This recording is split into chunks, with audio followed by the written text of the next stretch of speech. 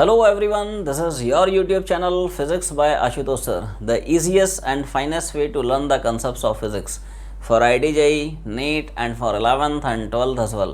और आज के इस लेक्चर में हम लोग डिस्कस करने वाले हैं derivation of laws of ray of action using Huygens principle. लेकिन consider a wave front A B के ब्रैकेट में प्लेन लिख लें, प्लेन वेव फ्रंट है. Incident onto a boundary separating the two media at an angle of incidence I, and the refracted wavefront CD in the second medium as shown the figure. तो बहुत simple सा derivation है, ठीक है, आसान सा derivation है. Frequently asked, very important, generally पूछते तुम्हारे बोर्ड एग्जाम्स में. या तो पूछेगा derivation of laws of reflection using Huygens principle, या फिर पूछेगा derivation of laws of refraction using Huygens principle. तो बड़ा सिंपल सा डेरिवेशन है, सुंदर सा डेरिवेशन, सब लोग थोड़ा सा दिमाग लगाएं.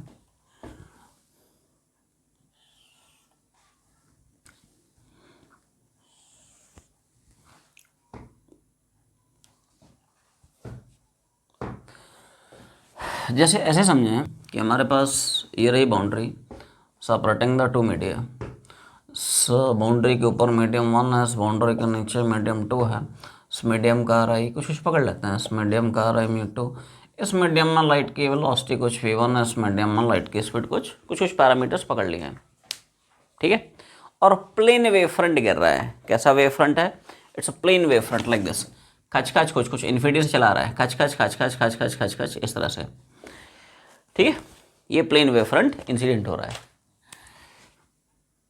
और हमें पता है रे और वेव फ्रंट ये हमेशा एक दूसरे के परपेंडिकुलर होते हैं. तो अगर तुम्हें वेव फ्रंट की शेप पता है तो उसका परपेंडिकुलर खींच दें, you will get the shape of incident rays, right. ये इंसिडेंट वेव फ्रंट है, मान ले प्लेन वेव फ्रंट है. Incident wave front A B है जिसका नेचर शेप प्लेन है. इस तरह से आ रहा है इंसिडेंट वेव फ्रंट, राइट. और जो रेज हैं उसके परपेंडिकुलर आ रही हैं इस तरह से. क्लियर है? ठीक है. तो मान ले t बराबर 0 पे, जिस टाइम पे ये इस बाउंड्री से लड़ा, t बराबर 0 उस टाइम को मैं मान रहा हूं. तो t बराबर 0 पे अगर इंसिडेंट वेव फ्रंट की शेप ये है, तो क्या तुम मुझे दे सकते हो रिफ्रैक्टेड वेव फ्रंट की शेप? रिफ्रैक्टेड वेव फ्रंट कहाँ बनेगा, कैसा बनेगा? तो बड़ा सिंपल सा है, ठीक है. रिफ्रैक्टेड वेव फ्रंट अगर तुम्हें बनाना है तो उसके लिए हम लोग वही आइडिया यूज करेंगे. What is the concept? कि दो वेव फ्रंट्स के बीच में जितने भी पार्टिकल्स हों, सारे के सारे पार्टिकल्स के लिए टाइम सेम होता है. डिस्टेंस कम ज़्यादा हो सकता है, लेकिन टाइम हर एक पार्टिकल के लिए बराबर रहेगा. तो सब लोग थोड़ा सा सुनाएं.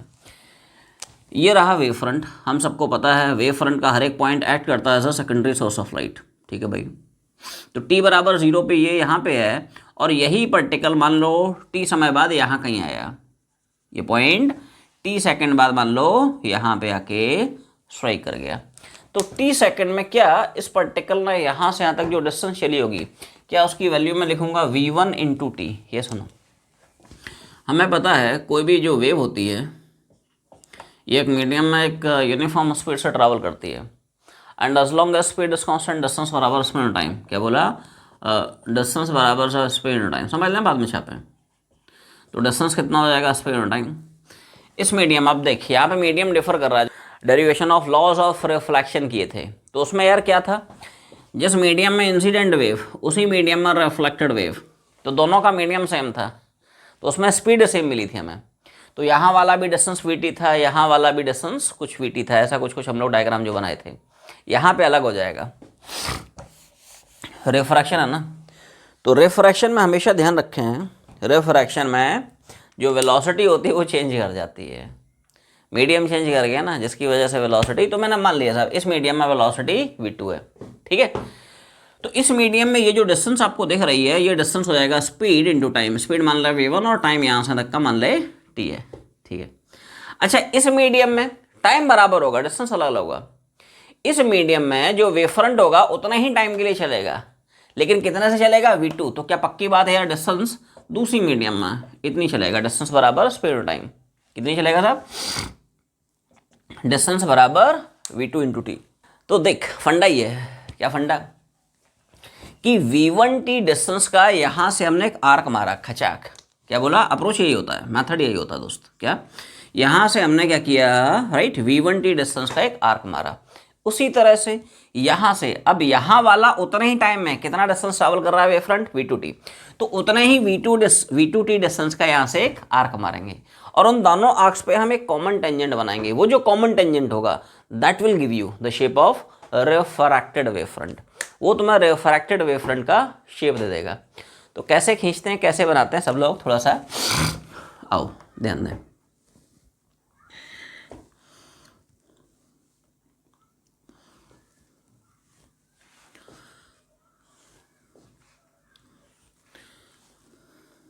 अच्छा ध्यान से सोचे हैं, जैसे थोड़ी देर के लिए मैं मान लेता हूँ, रे मान ले जा रहा है रेयर से डेंसर मीडियम में, क्या बोला, रेयर से डेंसर में जा रहा है तो बैंड बजा दी टूवर्ड्स नॉर्मल, किधर बैंड बजेगी टूवर्ड्स नॉर्मल। हमें पता है डेंसर मीडियम में जो स्पीड है पक्की बात है यार कम होती है, यस और नो। मीडियम 1 रेयर है स्पीड ज़्यादा होगी, मीडियम 2 मान लिया डेंसर है मतलब स्पीड कम हो गई, तो v2 कम है मतलब ये डिस्टेंस इस डिस्टेंस से मतलब पक्की बात है छोटी होगी।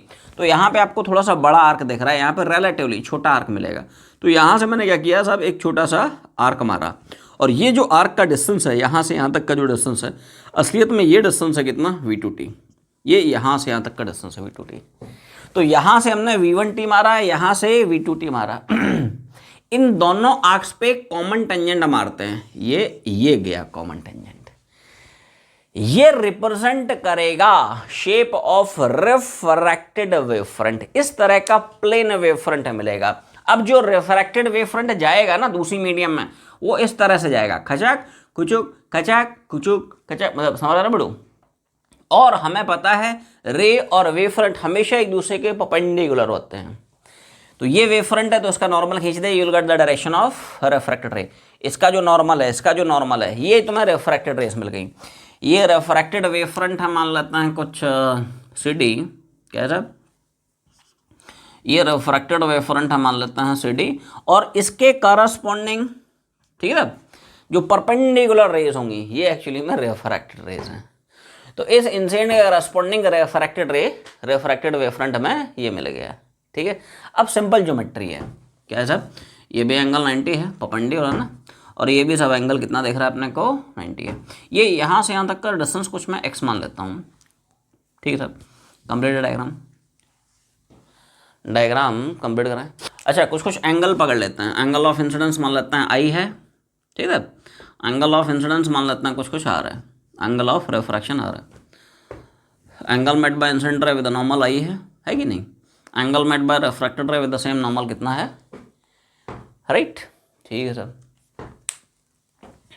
तो एक बार इस रेक्टेंगल ट्रायंगल को डील करेंगे, दूसरी बार इस रेक्टेंगल ट्रायंगल को डील करेंगे। साइन आई आ जाएगा, साइन आर आ जाएगा, डिवाइड कर देना, 1/2 निकल आएगा। मतलब हम लोग स्नेल्स लॉ को प्रूव करने जा रहे हैं, ठीक है। तो पहले सब लोग चर्चा करते हैं, ठीक है, ट्रायंगल ए बी और डी की। कौन सा ट्रायंगल चिपका रहे हैं,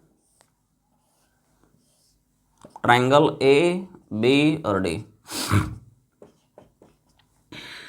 ठीक है, ए बी डी। इसमें ये जो साइड दिख रहा है वो v1t है कि नहीं, ये वाला मैंने कुछ x मान लिया है, and this angle is of course 90 degree, ठीक है। अच्छा थोड़ा सा एंगल के बारे में ध्यान से समझें। ये इंसिडेंट रे है, ये सरफेस का normal angle met by incident ray with normal it is I. अब सोच के बता, ये आई तो क्या ये 90 माइनस आई है कि नहीं, सरफेस नॉर्मल पूरा 90, आई निकल गया, कितना बचेगा 90 माइनस आई, ठीक है सर। तो ये एंगल आ गया है 90 माइनस आई। अब सोच ये 90 माइनस आई, तो यहाँ से ध्यान से देख, क्या ये वाला एंगल आई दिख रहा है, क्या बोला, ये जो एंगल है ये आपको आई मिलेगा। इन दोनों को जोड़ें और 180 में से हटा दें, समझ आ रहे हो। असलियत में ये कहानी है, नहीं, इन दोनों को जोड़ा और 180 में से उड़ा दिया तो आई तो बचेगा। इस रेक्टेंगल ट्रायंगल में साइन आई घुमा देते हैं, क्या घुमाएंगे सब, कोई शक नहीं।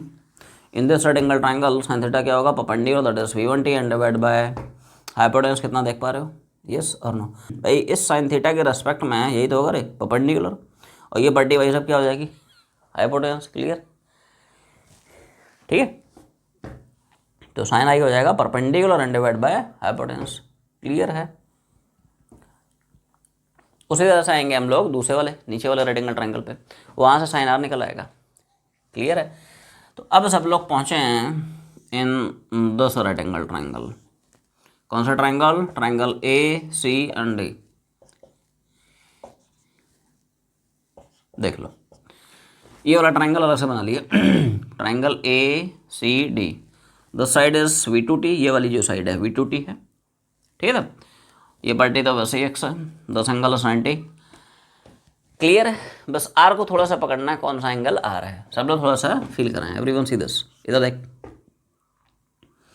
असलियत में ये है refracted ray angle met by refracted ray with the normal, ठीक है। It is actually angle of incidence. Refracted ray normal से कितना एंगल बना रही है वो आर है। अब पूरा 90 है, आर उड़ गया तो ये वाला एंगल कितना है, 90 माइनस आर। अब सोच के बता, अगर ये एंगल 90 माइनस आर मिलता है तो पक्की बात ही आर हो जाएगा, कोई शक नहीं। इन दोनों को जोड़ें, 180 में छोड़ा दें, है कि नहीं। मतलब 180 minus 90 plus 90 minus R will give you, कोई दिक्कत नहीं है कि नहीं। इन दोनों को जोड़ा और 180 में से हटा दिया, आर आ गया। इस रेक्टेंगल ट्रायंगल में साइन थीटा चिपका दे तो साइन ऑफ आर की वैल्यू आ जाएगी कितनी। क्लियर है नहीं। In this rectangle triangle sine R क्या हो जाएगा, ये परपेंडिकुलर मतलब V2T and divide by hypotenuse इतना। क्लियर।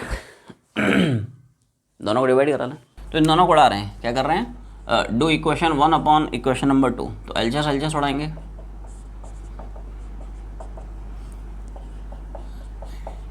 आरएचएस उड़ाएंगे। तो एलसीएस उड़ाएगा तो sine I upon sine R है, ठीक है। आरएचएस उड़ाएंगे तो V1T अपॉन एक्स, और इधर से उड़ाएगा तो V2T अपॉन एक्स। टी उड़ जाएगा, एक्स उड़ जाएगा। तो थोड़ा सा सिंप्लीफाई कर लेते हैं इसको। Sine of I upon sine of R, V1 upon V2, इसको हम मान लेते हैं equation number let's say third. Equation number third मान लिया। अब सोच के बता, क्या this is the value of 1 μ2। ये सुनो, ये जो V1 बाई V2 है 2 μ1 नहीं होगा, ये 1 μ2 है भाई। 1 μ2 हम लोग क्या पढ़ते हैं इधर देख, यस और no. Ri of 2 with respect to 1, it is find as ratio of Ri of 2 Ri of 1। अच्छा, म्यू क्या पढ़ता है, C बाई V, तो μ2 लिख देना C बाई V2 और μ1 लिख देना C बाई V1, यहीं से प्रूव हो जाएगा। तो साहब यहीं से 1 μ2 आ जाएगा कितना, V1 by V2। Equation number 4 मान लेते हैं, नहीं तो V1 बाई V2 की वैल्यू यहाँ पे चिपका दे, हो गया प्रूव। सरल सा। From equations third and fourth क्या करना है, V1 बाई V2 की वैल्यू यहाँ से और V1 बाई V2 की वैल्यू यहाँ से इक्वल दम, राइट। क्या बोला, sine I upon sine R, it is actually में 1 μ2, नहीं। V1 बाई V2 की यहाँ से वैल्यू और उसी V1 बाई V2 की यहाँ से वैल्यू इक्वल कर दिया। So this is the derivation of Snell's law using Huygens principle. ये एक्चुअली में सेकंड लॉ है। ये क्या है, ये है basically second law of reflection. First law के भी हम लोग, फर्स्ट लॉ तो बहुत आसान है, सीधा सीधा प्रूव कर लेंगे। Incident ray, refracted ray, normal to surface at the point of incidence, they all lie in the same plane. Conclusion लिख लें सब लोग, इसके आगे कंक्लूजन लिखें। Hence the ratio of sine of angle of incidence to the sine of angle of refraction is always a constant and is equal to the relative refractive index of the two media, which is called as Snell's law। तो ये सब हमने Huygens principal की help से second law of refraction prove किया है। क्या है सर, बाजू में लिख लेना, this is second law of refraction. इसको छाप लें, फर्स्ट लॉ पे आते हैं।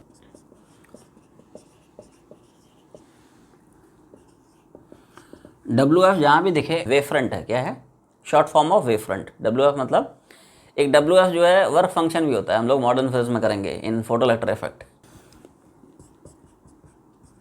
छापते चलें फिर समझ लेंगे।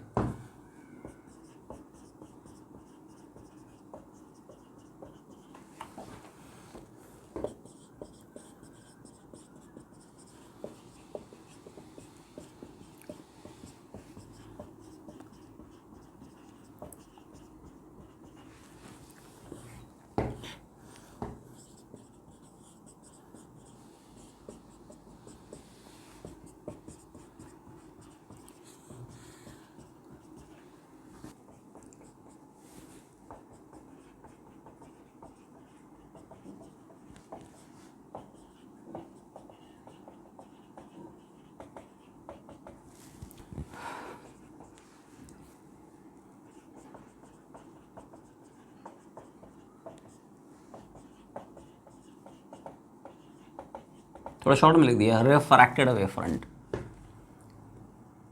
ठीक है।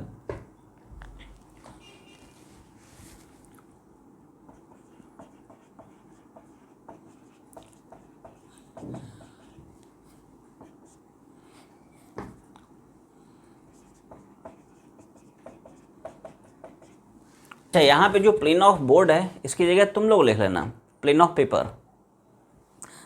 ठीक है, तुम्हारे रेस्पेक्ट में तो पेपर ही है ना, तुम तो पेपर पे ही डायग्राम बना रहे हो, तुम थोड़ी बोर्ड बना रहे हो, वो तो मैं अपने कंटेक्स्ट में बोल रहा हूँ। ठीक है, आओ समझने की कोशिश करते हैं। तो बहुत सिंपल सा एक्सप्लेनेशन है, ठीक है। इसके लिए अपने को कुछ भी पेन चलाने की जरूरत नहीं है, बस बेसिक कॉमन सेंस यूज़ करना है, ठीक है। कैसे कैसे करेंगे सब लोग थोड़ा सा ध्यान से सुने। एक बात बताएं, जो इंसिडेंट वेव फ्रंट है ए बी, क्या ये बोर्ड की पूरी प्लेन के परपेंडिकुलर है? ठीक है, perpendicular to plane of board, कोई दिक्कत नहीं।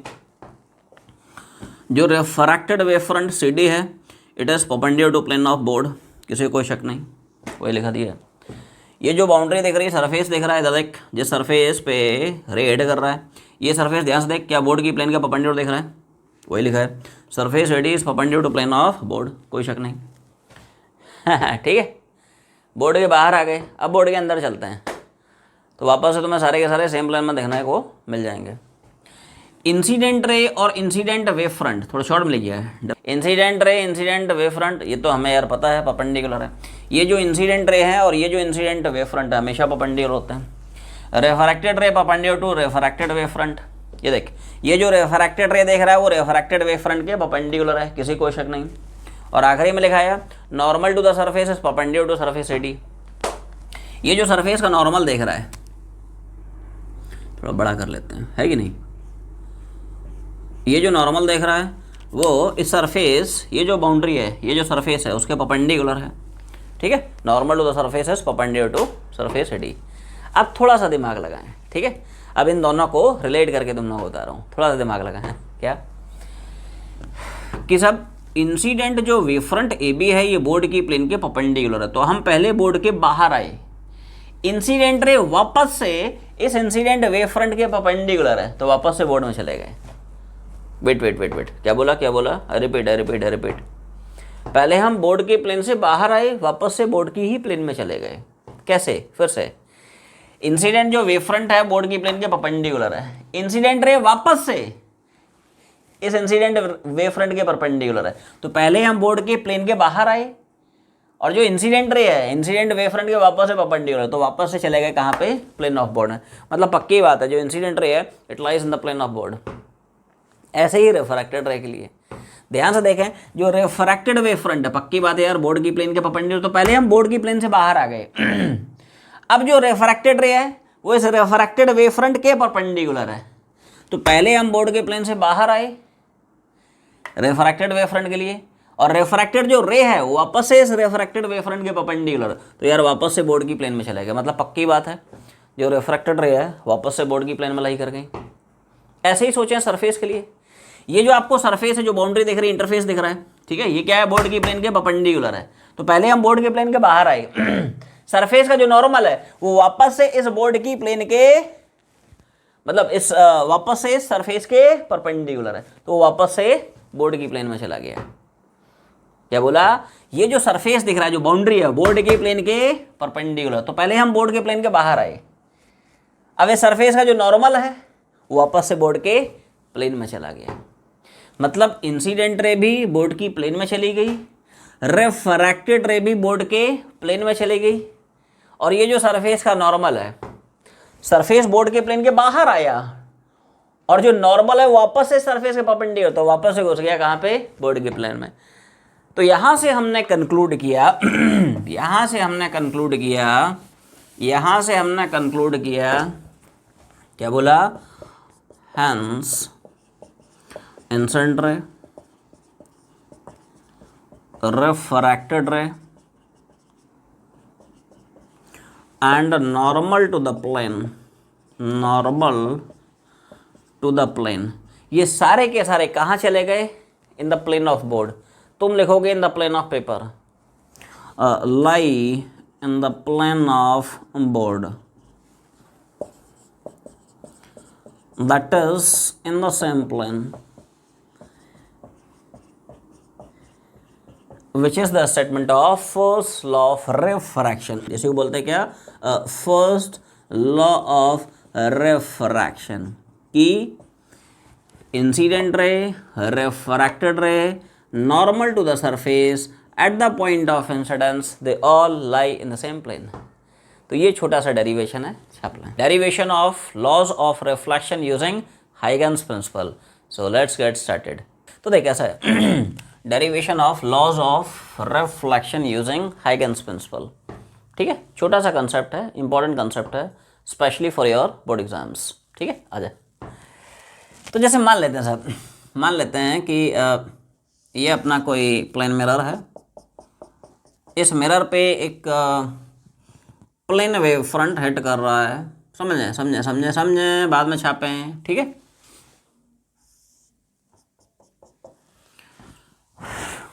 ये तो रेज हैं, और रेज और वेव फ्रंट हमेशा परपेंडिकुलर होती हैं। आप ऐसे फील करें कि यार प्लेन वेव फ्रंट इस तरह से आ रहा है, खचाक खुचुक खचाक खुचुक खचाक, और ये लड़ गया, ये यहाँ पे लड़ गया प्लेन मिरर से। अब रुक रुक रुक, तो यार मैंने इस रेस के एक परपेंडिकुलर खींचा, तो ये मुझे वेव फ्रंट का शेप मिल गया। This is the shape of incident wave front. इस तरह से प्लेन वेव फ्रंट है ना, बट वो तुम सामने से देख रहे हो, and therefore it will look like a line only, है ना। तो ये इस तरह से वेव फ्रंट है। ये मान लेते हैं साहब इंसिडेंट वेव फ्रंट, जिसको मैंने नामकरण कर दिया ए बी है। अच्छा, मान लेते हैं कुछ angle of incidence let's say आई है, एंगल ऑफ इंसिडेंस आई है, ये वेव फ्रंट है और इसके नॉर्मल ये इंसिडेंट रेस है, ये इंसिडेंट रेस और ये इंसिडेंट वेव फ्रंट है। अब जैसे मान ले मैं तुमसे पूछता हूं कि मुझे ड्रॉ करके बताओ what would be the shape of reflected wave front. इस इंसिडेंट वेव फ्रंट के करस्पॉन्डिंग, ये जो इंसिडेंट वेव फ्रंट है भी है, इसके करस्पॉन्डिंग रिफ्लेक्टेड वेव फ्रंट की शेप क्या होगी। तो इसके पीछे एक छोटा सा लॉजिक है, क्या प्रोसेस है, क्या मेथड है, थोड़ा समझने की कोशिश करें। जैसे मान लीजिए टाइम यार t बराबर 0 है, t बराबर 0 पे अब देख ये क्या है, प्लेन वेव फ्रंट है, इसके पास करोड़ों सोर्स होंगे, है कि नहीं। Every point on the source, every point on the wave front, it acts as a secondary source. Wave front का हर एक पॉइंट काम करता है एज अ सेकेंडरी सोर्स। तो यार ये भी है ना, ये पॉइंट भी सोर्स है, ये पॉइंट भी सेकेंडरी सोर्स है, बहुत सारे पॉइंट्स हैं। ठीक है, अब ध्यान दें, t बराबर 0 पे ये पॉइंट यहाँ पे, उसी t बराबर 0 पे ये पॉइंट यहाँ पे, तो यार ये तो तुरंत इससे लड़के वापस चला जाएगा। लेकिन लेकिन लेकिन ये तो यार अभी जा रहा है, अभी थोड़ी, अभी तो ये जा रहा है, उसके बाद लड़ने के बाद यहाँ कहीं वापस आएगा। शेप कैसे खींचें, तो उसके लिए एक छोटी सी ट्रिक है, मेथड है। मैं मान लेता हूँ साहब लाइट की स्पीड कुछ भी है, लाइट की स्पीड, तो मैं घुमा रहा हूँ डिस्टेंस बराबर स्पेन ऑफ टाइम। समझे समझे, बाद में छापे हैं, कंसेप्ट समझ। बाकी डेरिवेशन यार 2 लाइन का कुछ नहीं है, 2 ट्राइंगल में साइन थीटा कॉस थीटा घुमाएंगे, उड़ गया। समझ लें, इंपॉर्टेंट डेरिवेशन है फॉर योर स्कूल एग्जाम्स। इधर देख, तो डिस्टेंस बराबर स्पीड ऑफ टाइम, तो स्पीड मान लिया लाइट की v है और टाइम मान लिया t है। ठीक है, तो t बराबर 0 पे यहाँ पे था, मान लीजिए भाई साहब t बराबर t पे यहाँ पे पहुंचे। क्लियर है, तो t टाइम में यार ये जो दूरी दिख रही है, ये जो डिस्टेंस दिख रहा है, इट इज vt। ये कितना आ गया साहब, डिस्टेंस बराबर स्पीड ऑफ टाइम से। ठीक है, अब प्रोसेस क्या होता है, मेथड क्या है, how to plot the shape of reflected wave front, वो थोड़ा फंडा क्लियर कर।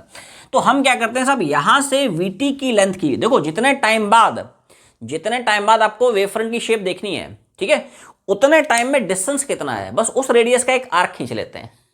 ठीक है, यहां से भी उतनी रेडियस का मैंने एक आर्क मारा, खचाक, है कि नहीं, और यहां से भी उतने ही रेडियस का, कितना, vt का, है कि नहीं, क्योंकि t बराबर 0 पे तो यार ये दोनों के दोनों पॉइंट्स एक ही वेव फ्रंट के ऊपर हैं, तो कुछ समय बाद ये दोनों के दोनों पॉइंट एक ही वेव फ्रंट के ऊपर दिखेंगे, दिखने चाहिए।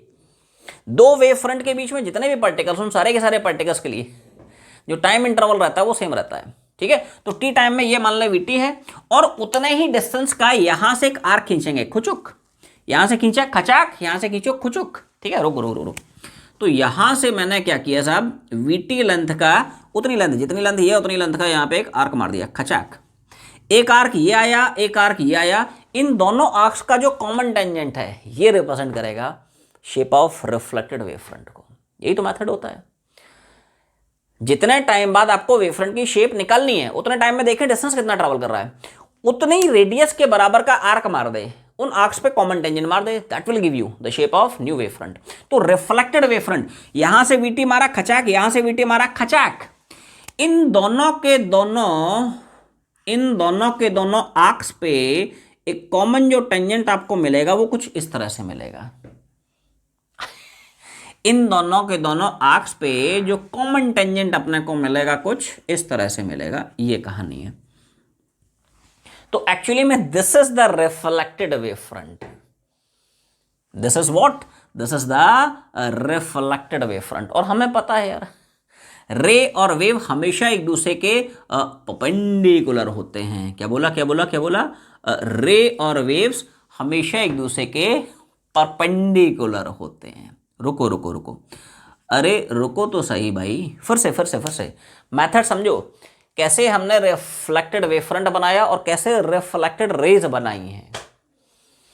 तो हमने देखा t बराबर 0 पे ये पॉइंट यहां पे था और ये पॉइंट यहां पे था, ठीक है। t टाइम में कितना डिस्टेंस ट्रेवल किया? vt। तो vt का यार यहां से भी एक आर्क मारा खचाक, और vt का यहां से भी मारा खचाक। इन दोनों आर्क्स पे कॉमन टेंजेंट बना दिया, बस ये रिप्रेजेंट करेगा एक्चुअली में रिफ्लेक्टेड वेव फ्रंट की शेप को, जिसको मैंने नाम दिया CD। अच्छा आप सोच, मेरे पास रिफ्लेक्टेड वेव फ्रंट आ गया तो मैं क्या करूंगा? हमें पता है यार, प्लेन वेव फ्रंट है। रे और वेव हमेशा एक दूसरे के परपेंडिकुलर होते हैं। ये देख, तो ये वेव फ्रंट है और इसका मैंने नॉर्मल खींच दिया तो वो मुझे देगा डायरेक्शन ऑफ रिफ्लेक्टेड रेज का। ये एक्चुअली में आइडिया है। फंडा समझ में आ गया कैसे कैसे डायग्राम बना? अब मैंने मान लिया साहब, मैं मान लेता हूं कि साहब जो रिफ्लेक्टेड रे है ये सरफेस को नॉर्मल से आर बनाता है, इंसिडेंट रे नॉर्मल से आई, रिफ्लेक्टेड रे नॉर्मल से कुछ आर बनाता है, ठीक है। अच्छा ध्यान दें, ये यार 90 है। रे और वेव फ्रंट परपेंडिकुलर है, एवरीवन सी दिस। रे और वेव फ्रंट परपेंडिकुलर, पक्की बात है दोस्त, 90 है। एंड मोरओवर, ध्यान से क्या मैं बोलूंगा यार, BC और मेरा AD ये दोनों बराबर हैं। क्या बोला? लेंथ AD और length BD, BC not BD, है कि नहीं? यहां से यहां तक का डिस्टेंस ये भी तो यार VT है। इधर देख, उतना ही VT का तो यहां पे हमने आर्क मारा था। और ये AD और BC ये दोनों बराबर हैं कितने? VT। Complete diagram. अब हम लोग दो राइट एंगल ट्रायंगल पकड़ने वाले हैं। ये डिस्टेंस को मैंने x मान लिया, ये जो AC दिख रहा है ना उसको मैंने x मान लिया। पहले सब लोग ट्रायंगल A, B और C को कॉन्सेंट्रेट करें। कौन से ट्रायंगल है साहब? तो ट्रायंगल A, B, ये वाली ट्रायंगल, ये एंगल आपको 90 दिख रहा है, ये पार्टी अपने को x दिख रही है, ठीक है। ये साइड अपने को VT दिख रही है, B से C, तो B से C मैंने VT चिपका दिया। अब थोड़ा सा सब लोग यहाँ पे दिमाग लगाने की कोशिश करें। एवरीवन सी दिस, ये मिरर का नॉर्मल, ये है आपकी इंसिडेंट रे। क्या angle made by incident ray with the normal, ये एंगल अपने को I दिख रहा है, तो ये अगर I होगा तो क्या ये आपको 90 माइनस I दिख रहा है? यस और नो? पहले ये बता, फिर समझ क्या बोला? Angle made by incident ray with the normal, ये एंगल I है यार, ये सरफेस है, ये नॉर्मल है, पूरा एंगल 90 है, I निकल गया, ये कितना बचेगा? 90 माइनस I। ये एंगल मुझे यार मिल गया 90 माइनस I, तो सोच के बता दे क्या यार ये वाला एंगल I मिल जाएगा? ये सुनो, इन दोनों को जोड़ 180 में से घटा दे। क्या बोला? इन दोनों को जोड़ के 180 में से घटा ले, क्या दिक्कत है कि नहीं? 180 माइनस 10 प्लस 10, राइट। 180 उड़ गया, I तो आएगा, ये 90 माइनस I 10 I, कुछ नहीं करना है। इसी रेक्टेंगल ट्रायंगल में साइन I घुमा देता हूँ। क्या बोला? साइन I घुमा देता हूँ। यस और no? Is this equation clear to everyone? Sine theta क्या होगा देख, इन दिस रेक्टेंगल ट्रायंगल ये 90 डिग्री है ना, साइन I क्या होगा? Perpendicular that is VT divide by hypotenuse कितना x, कोई शक नहीं, ठीक है भाई। अब थोड़ा ध्यान दें, हमने अभी तक ABC देखा, अब हम देखेंगे ADC कौन सा खींच रहे हैं। तो अब साहब सब लोग कॉन्सेंट्रेट कर रहे हैं एक दूसरे triangle ADC। Everyone see this, ADC में ये जो D वाला एंगल है ये 90 डिग्री है, ये जो पार्टी है x है, अच्छी बात है। अच्छा ध्यान से देखें, जो AD साइड है यार ये भी कितनी है? VT। तो AD साइड जो है VT मैंने चिपका दिया। बस एंगल पे अपने को कॉन्सेंट्रेट करना है, कौन सा एंगल यहाँ पे R है, बस उसको पकड़ना है। तो सब लोग थोड़ा सा दिमाग लगाएं, थोड़ा ध्यान से अगर आप यहाँ पे सोचें, थोड़ा ध्यान से अगर सोचें तो यार ये है refracted ray, angle made by reflected ray with this normal, यही तो होता है रे, एंगल ऑफ रिफ्लेक्शन। एक एंगल को ध्यान से पकड़ा, फिर से रिफ्लेक्टेड रे नॉर्मल से जितना एंगल बनाएगी वही तो है रे एंगल ऑफ रिफ्लेक्शन, ठीक है। ये आ रहा तो क्या ये 90 माइनस R मिलेगा? सरफेस सरफेस नॉर्मल पूरा 90, आर निकल गया, ये एंगल कितना बनेगा, रुको रुको, ये 90 माइनस आर, तो ये भाई साहब अपने को जाके मिला 90 माइनस आर। फिर समझे, रिफ्लेक्टेड रे नॉर्मल से कितना आर, पूरा 90, आर निकल गया, ये 90 माइनस आर। ठीक है, ये वाला एंगल है, ठीक है, कौन सा, ए डी सी का ये वाला एंगल 90 माइनस आर। ये 90 माइनस आर कितना हो जाएगा, इन दोनों को जोड़ दे, 180 में से घटा दे, क्या दिक्कत है, 180 minus sum of this two angles will give you, कोई शक नहीं, कुछ नहीं करना है, इसे रेड एंगल ट्रायंगल में साइन थीटा चिपका दे। क्या बोला, ये सुनो, ये मान लो question number, in this red angle triangle sine theta, तो यार ये 90 है, साइन आर कितना हो जाएगा, परपेंडिकुलर मतलब V T divide by hypotenuse कितना X. V T by X की यहाँ से और वी टी बाई एक्स की यहाँ से वैल्यू इक्वेट दैम, हो गया प्रूव। क्या बोला, clear. From equations 1 and 2 we T by x बराबर साइन आई बराबर साइन आर, ये सुनो, वी टी बाई एक्स यहाँ से साइन आर है, वी टी बाई एक्स यहाँ से कितना है, साइन आई है, तो इसका मतलब साइन आई बराबर साइन आर, इसका मतलब आई बराबर आर। याद करो क्या, यही तो यार लॉ ऑफ रिफ्लेक्शन, एक्चुअली में this is second law of reflection, first law को भी प्रूव कर लेंगे, टेंशन मत ले, वो थियोरेटिकल है, वो ऐसे ही निपट जाएगा। ये सेकेंड लॉ है, एंगल ऑफ इंसिडेंस बराबर angle of reflection, which is the statement of law of reflection. Conclusion लिख लें, तो इसी में आगे लिखें, hence angle of incidence is equal to angle of reflection which is the statement of law of reflection. First law की तरफ आ रहे हैं, पहले सेकंड लॉ हो गया, उसके बाद फर्स्ट लॉ, ठीक है। कुछ पॉइंट्स हैं, आप लिख लें, फिर मैं एक्सप्लेन कर देता हूँ उसको।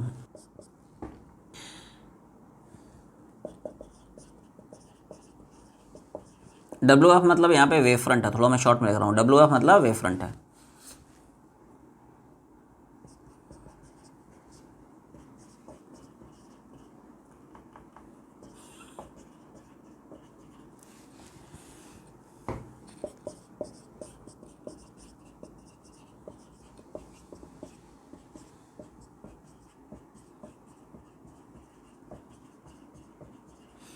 तुम लोग यहाँ प्लेन ऑफ बोर्ड की जगह प्लेन ऑफ पेपर लिखना।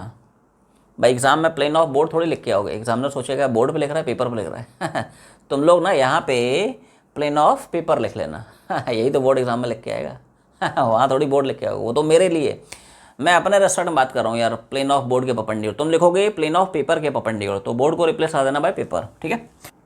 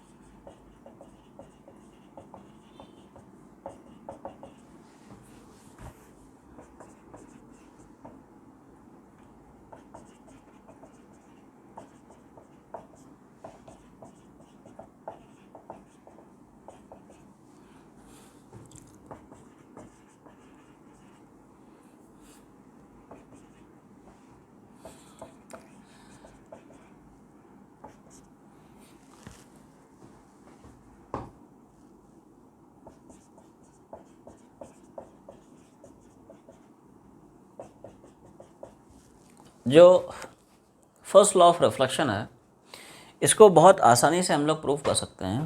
थोड़ा सा बस फील करना है अपने को, 2 लाइन का है। ये जो इंसिडेंट वेव फ्रंट है, थोड़ा सा दिमाग लगाएं, ये इंसिडेंट वेव फ्रंट क्या इस प्लेन ऑफ बोर्ड के परपेंडिकुलर आपको दिख रहा है, ठीक, वही लिखा है, ठीक है। जो reflected wave front C D है, एवरीवन सी दिस, ये जो reflected wave front C D है, क्या ये आपको बोर्ड की प्लेन के परपेंडिकुलर दिख रहा है? ये कहानी है। ए बी बोर्ड के प्लेन के परपेंडिकुलर, सी डी बोर्ड के प्लेन के परपेंडिकुलर। प्लेन सरफेस जो ए सी है, जिसको हम बोलते हैं प्लेन मिरर, क्या ये भी बोर्ड के प्लेन के परपेंडिकुलर? बोर्ड के प्लेन के परपेंडिकुलर है रे मिरर, ए सी है, ठीक है, कोई दिक्कत नहीं। अब आते हैं रे पे, ध्यान से सोचो। हमें पता है यार, रे और वेव फ्रंट हमेशा एक दूसरे के परपेंडिकुलर होते हैं। तो incident ray incident wave front के परपेंडिकुलर, कोई शक नहीं। इंसिडेंट रे ये इस इंसिडेंट वेव फ्रंट के परपेंडिकुलर है। ये जो रिफ्लेक्टेड रे है, आदि कट चुकी हैं, है कि नहीं। ये जो रिफ्लेक्टेड रेज हैं ये इस रिफ्लेक्टेड वेव फ्रंट के परपेंडिकुलर, ये रिफ्लेक्टेड वेव फ्रंट के परपेंडिकुलर हैं ये रिफ्लेक्टेड रेज, तो वही लिखा है, कोई दिक्कत नहीं। अच्छा, सरफेस का जो नॉर्मल है, सरफेस का ये रहा सरफेस, और ये मान लेते हैं इसका साहब नॉर्मल है। सरफेस का जो नॉर्मल है कोई दिक्कत नहीं, सरफेस के परपेंडिकुलर है, वही लिखा है नॉर्मल टू द सरफेस। ये जो सरफेस नॉर्मल है ये it is perpendicular to the plane surface या प्लेन मिरर एसी, कोई दिक्कत नहीं। अब थोड़ा सा कॉमन सेंस लगाएं, थोड़ा सा कॉमन सेंस लगाएं। ये जो वेव फ्रंट है ये बोर्ड के प्लेन के परपेंडिकुलर है, इंसिडेंट रे वापस से इस वेव फ्रंट के परपेंडिकुलर है। Wait wait wait wait wait wait, क्या बोला, क्या बोला, इंसिडेंट वेव फ्रंट इस बोर्ड के प्लेन के परपेंडिकुलर, तो यार ये प्लेन से बाहर आया, इंसिडेंट रे वापस से इस इंसिडेंट वेव फ्रंट के परपेंडिकुलर, तो वापस से बोर्ड की प्लेन में चलेंगे इंसिडेंट रेस, ये फंडा है। सिमिलरली पहले समझे है ना। इधर देख, ये जो रिफ्लेक्टेड वेव फ्रंट है बोर्ड की प्लेन के परपेंडिकुलर है, जो रिफ्लेक्टेड रेस है, ये जो रिफ्लेक्टेड रेस है ये वापस से इस रिफ्लेक्टेड वेव फ्रंट के परपेंडिकुलर है। मतलब आप इस बोर्ड के प्लेन से बाहर आए और इसके वापस से परपेंडिकुलर हो गई रिफ्लेक्टेड रेस। मतलब क्या, रिफ्लेक्टेड रेस वापस से अंदर चली गई बोर्ड की प्लेन में। Wait wait wait wait wait, ये जो प्लेन मिरर है ये यार बोर्ड के प्लेन के परपेंडिकुलर है, तो आप बोर्ड के प्लेन से बाहर आ रहे हो और सरफेस का नॉर्मल वापस से इस सरफेस के परपेंडिकुलर है, तो यार इस सरफेस के हम बाहर आए और इसका जो नॉर्मल है वो है नॉर्मल टू द सरफेस, तो वो वापस से बोर्ड की प्लेन में चला गया। तो क्या पक्की बात हमने प्रूव कर लिया, incident ray, reflected ray and normal to the surface at the point of incidence they all lie in the same plane which is the statement of first law of reflection. ये बात यार मजा नहीं आया, once more सिर्फ तुम्हारे लिए, ठीक है। आओ थोड़ा फील कर, थोड़ा फील कर। पहले हम बोर्ड की प्लेन के बाहर निकल रहे हैं और वापस से बोर्ड की प्लेन में घुस रहे हैं, ये कहानी है। कैसे कैसे, फिर से वंस मोर। क्या बोला, इंसिडेंट जो वेव फ्रंट है वो यार बोर्ड के प्लेन के परपेंडिकुलर है, तो हम यार बोर्ड के प्लेन के बाहर निकले, लेकिन यार ये भी तो देखो इंसिडेंट रे वापस से इंसिडेंट रे वेव फ्रंट के परपेंडिकुलर है, तो पहले मैं बोर्ड के प्लेन के बाहर आया और वापस से अंदर चला गया, तो क्या पक्की बात हमने प्रूव कर लिया, इंसिडेंट रे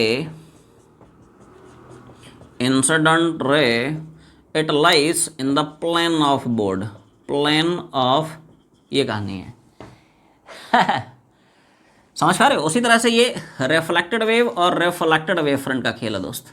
क्या, ध्यान से, बहुत ध्यान से इधर देख, रिफ्लेक्टेड वेव फ्रंट क्या है, बोर्ड के प्लेन के परपेंडिकुलर, तो यार पहले हम बोर्ड के प्लेन के बाहर आए और जो रिफ्लेक्टेड रेज है इन रिफ्लेक्टेड वेव फ्रंट के फिर से परपेंडिकुलर हो गई, तो पहले यार हम बोर्ड के प्लेन के बाहर आए और वापस से बोर्ड के प्लेन में चले गए, तो क्या पक्की बात है जो रिफ्लेक्टेड रेज होनी चाहिए they must lie in the plane of board. Wait, क्या बोला, reflected ray lie in the plane of board. तुम लोग जब लिखो उसको प्लेन ऑफ पेपर लिख लेना, बस ये थोड़ा सा ध्यान रखना। अच्छा ऐसे ही सोच, ये जो प्लेन मिरर है ये क्या है, बोर्ड के प्लेन के परपेंडिकुलर है, ये देख बोर्ड के प्लेन के परपेंडिकुलर, तो पहले हम बोर्ड के प्लेन के बाहर आए और सरफेस का जो नॉर्मल है ये वापस से यार इस सरफेस के नॉर्मल है कि नहीं, तो हम पहले इस बोर्ड के प्लेन के बाहर आए और वापस से बोर्ड के प्लेन में चले गए, because this normal is perpendicular to this plane mirror. तो क्या पक्की बात है यार, नॉर्मल वापस से आ गया in the plane of board. क्या बोला, normal lies in the plane of board. तो एक बार बताओ, इंसिडेंट रे भी चली गई बोर्ड की प्लेन में, रिफ्लेक्टेड भी रे चली गई बोर्ड की प्लेन में, नॉर्मल भी चला गया बोर्ड की प्लेन में, all lie in the same plane. बस यहां से आउटकम आया, क्या बोला, बस फाइनल रिजल्ट। हंस, यहीं पे शब्द देता हूं, हंस incident ray, reflected ray and normal to the surface and normal to the surface at the point of incidence, they all lie in the same plane, all lie in the same plane, which is the statement of first law of reflection. ये कहानी है दोस्त। Clear है? ये बात समझ में आ गई क्या तुम लोगों को? ये समझ में आ गया? ये जो इंसिडेंट वेव फ्रंट है बोर्ड के प्लेन के नॉर्मल है, तो पहले हम प्लेन से बाहर आए, इंसिडेंट रे वापस से इस वेव फ्रंट के नॉर्मल है, तो वापस से हम बोर्ड के प्लेन में चले गए। तो इंसिडेंट रे कहाँ चली गई? बोर्ड के प्लेन में। रिफ्लेक्टेड वेव फ्रंट इस बोर्ड के प्लेन के नॉर्मल है, तो पहले हम बोर्ड के प्लेन के बाहर आए, और जो रिफ्लेक्टेड रे है वो वापस से इस रिफ्लेक्टेड वेव फ्रंट के नॉर्मल है, तो पहले हम बोर्ड के प्लेन से बाहर आए, वापस से बोर्ड के प्लेन में चले गए। तो रिफ्लेक्टेड रे भी चलेगी बोर्ड के प्लेन में। ये जो मिरर है, ये जो सरफेस है बोर्ड के प्लेन के परपेंडिकुलर है, तो पहले हम बाहर निकले, नॉर्मल वापस से प्लेन मिरर के परपेंडिकुलर है, तो पहले बाहर आए, उसके बाद वापस से प्लेन में चले गए। तो इंसिडेंट रे भी बोर्ड के प्लेन में, रिफ्लेक्टेड रे भी बोर्ड के प्लेन में, नॉर्मल भी बोर्ड के प्लेन में, तो तीनों के तीनों सेम प्लेन में हो गए ना। यही तो स्टेटमेंट है फर्स्ट लॉ ऑफ रिफ्लेक्शन का। तो this is the derivation of first and second law of reflection using Huygens principle. So आज की जर्नी यहीं पे वाइंड अप करते हैं। तब तक पढ़ाई करते रहें। All the very best.